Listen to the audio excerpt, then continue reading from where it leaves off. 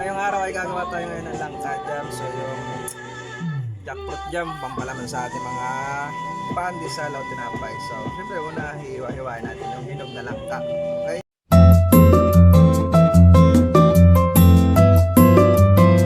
So yung nahiwa natin langka, so simple lang naman yung ingredient nito. Asukal, tubig, saka langka, hinog lang. So una syempre, ilagay natin yung langka. Tubig.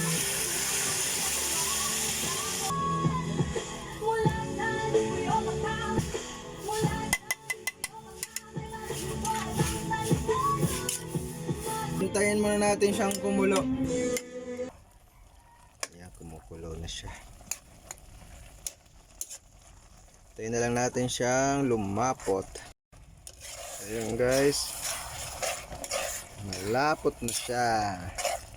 So luto na yung langka jam natin. Lapot yan ha. Napay na lang ang kulang. Hindi na pa ito dito.